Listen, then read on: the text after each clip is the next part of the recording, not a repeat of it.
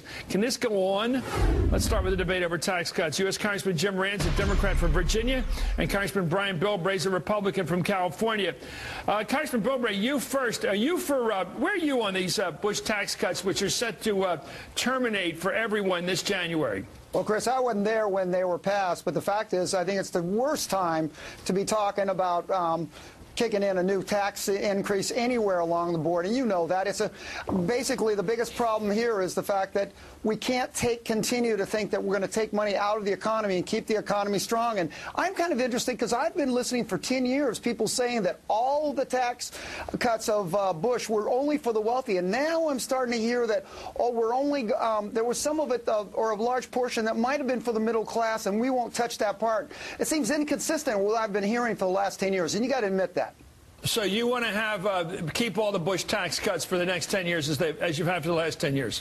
I think we darn well maintain it right now, and I don't think we have a right to ask the voters or the public to pay more taxes when we've already proven that we're mismanaging what we've got across the board. We had to go back to what we did in the late 90s, and that's say, look, let's rein in our expenditure. Our spending problem is the real problem, and allow the economy to grow past and beyond the debt like we did in the late 90s. Everybody says that. Everybody says that, Congressman. We have a 1.4, 1.7 range of deficit this year right now. Nobody's talking about cutting out of government spending by $1.4 trillion. I mean, everybody says let's get rid of spending. You don't have a program to get rid of $1.5 trillion in spending, do you? We actually got this started back in the 90s by saying we set a standard that we're going to hit the threshold. I mean, you start off with little things like why are we giving away surplus government funds to local governments or different nonprofits instead of spending and putting it on the market? $98 billion, $1 billion just in funds that are being given away and inappropriate funds that even the president talked about this last week. Right. And I think I never get it. Next time I'm waiting for somebody to give me. Well, actually, Paul Ryan's given me a list, but it's hard to come up with a list of actual spending cuts because nobody likes to be identified with those. Congressman Rand, where do you? Well, that's true. I mean, it's easy for tax cuts. This doesn't take a lot of guts to be for tax cuts for everybody, is it? Admit it's easy. Admit it's easy, sir, to be for tax cuts. Actually, it's easy. It is easy to do that. It's tough to be for saying no pay raises for the federal government through the next year. Let's start with that. Let's just start by saying, look, everybody's hurting, and those of us in the federal government are going to lead off on it. Well, that's popular. Screw the bureaucrats. Everybody loves to do that. Let's face it, the easiest politics in America is to say, I'm going to let the deficit stay real big, and by the way, I'm going to make it a little bigger by cutting taxes. No, you're not. What you're doing is going to say the spending and the size of the federal government is the problem. We're trying to spend our way out of this problem, and that's how we got into the problem. One last question. Do you believe that we actually increase government revenues when we cut taxes? Absolutely. Because when it stimulates the economy, Clinton proved. Wait a minute, Clinton proved let's cut taxes down to 1%. Let's get them down to 1%. Let's get them down to 1%. We'll balance the budget in 5 minutes, by your theory. Look at California. We raised taxes, and look what we've done. I mean, Chris, we're driving companies out. Now, by your theory, why don't we just keep lowering taxes, sir, till we get them down to zero? Because by your theory, every time we lower taxes, we get more revenue coming in the door. This is like the loaves and the fishes. No. There's obviously a balance, Chris. Look, I was a mayor. I was the chairman of a county. There's a balance there. This is popular. I know everything you're saying. The voters out there on the Republican side especially are saying, thank God for Congressman Bilbray because he's going to cut our taxes. Chris, tell me it's courageous. Listen to the independents. They are the people that are saying, look, they want a moderate approach here, but the attitude that we've reached is that spend. They didn't like Bush spending. They didn't like the Republican spending, and now you expect them to like the Democrats spending more? It's just They're not going to. Your party used to be pay-as-you-go. Your party used to be balanced budgets, pay-as-you-go. The Jerry Ford party, the Bob Dole, the Bob Taft party was, if you're going to spend $1, you're going to raise $1. And you would always be honest about that. Now you say, magically, just keep cutting taxes, and somehow the government will balance its books magically when nothing else in American economic life works that way. Well, first of all, Chris, there's nothing magic for those of us in local government. That the fact is, when the private sector has the funds, they generate the revenue that pays our government tolls. Okay, let me give balance in our timing here. Congressman Moran, you just heard the argument. Cutting taxes increases receipts. Somehow the government increases the amount of money it collects by lowering taxes.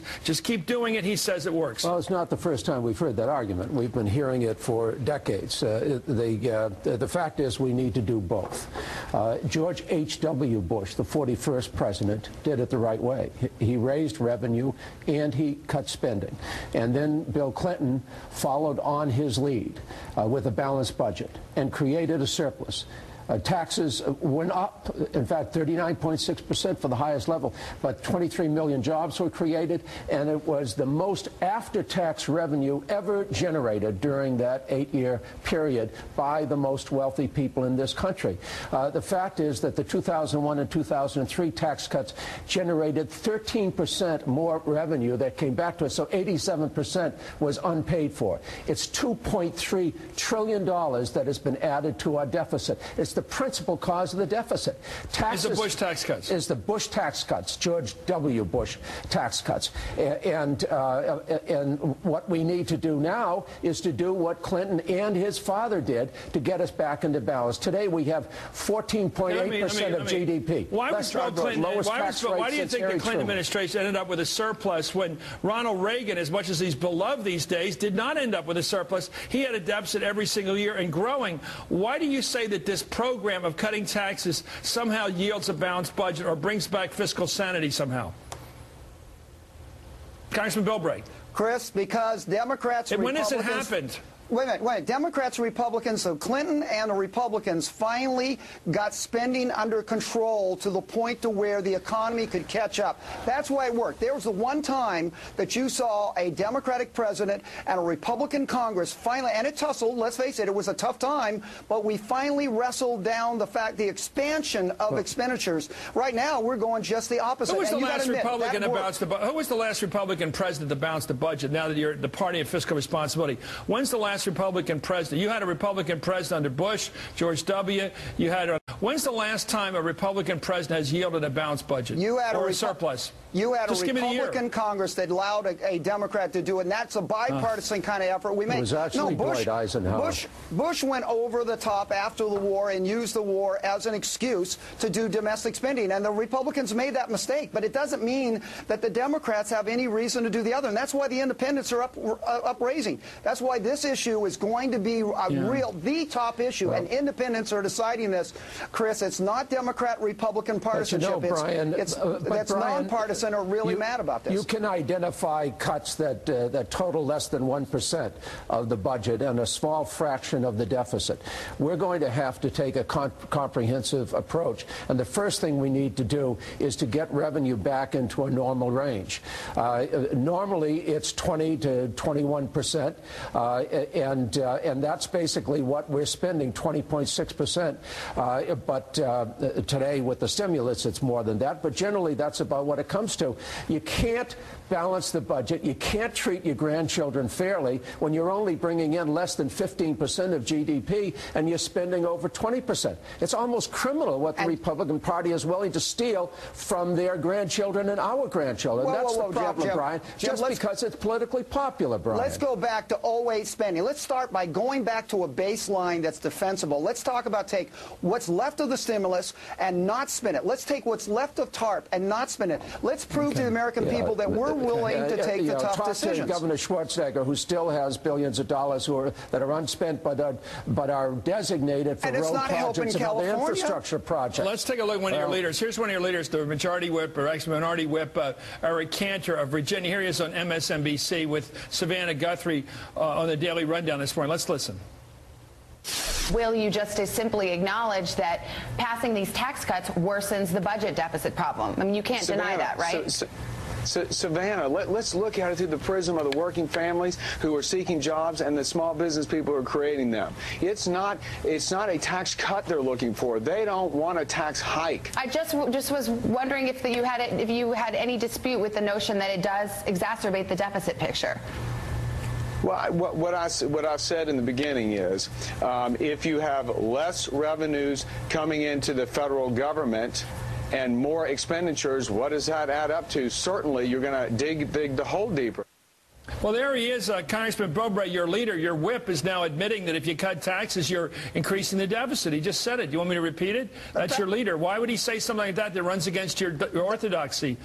The fact is, look, Chris, you can't get around the fact is he just said that. Why did he just say that cutting taxes at this point is going to yield a lower revenue and therefore a bigger deficit? Because he we're just not said with the talking about contradiction of what you just said. We're not even talking about cutting taxes. We're talking about not allowing an increase to be continuing the Bush tax cuts is what we're talking about, and that's what he was talking about. Maintaining the status quo. Are you in disagreement with Eric Cantor? Just tell me you disagree with him. We'll be on the same page. I am in disagreement with anybody that thinks that we can get ourselves out of this mess by raising more taxes on the American people. Look, the federal government just needs to live within its means. This is an interesting debate, and I think American people ought to be paying attention to it. The Republican philosophy is supply side, the belief that if you cut the taxes rates, somehow the overall amount of revenue will come up, somehow we'll begin to balance the budget. That's an argument that you can argue and argue and argue, and we'll always be looking for evidence of that. And we know what works, and we know that hasn't worked. Okay. Well, we know it worked in the 90s with the Republicans and Democrats working together. We saw bipartisanship in the late 90s. It's also very good to look at history and which presidents have been successful. Harry Truman and Bill Clinton, I think, are the ones that have balanced the budget. And if they had a Republican Congress to help them, that makes it possible. Well, Harry didn't. Anyway, thank you, Congressman Jim Moran and Congressman Brian Bilbray. Up next, coming distractions.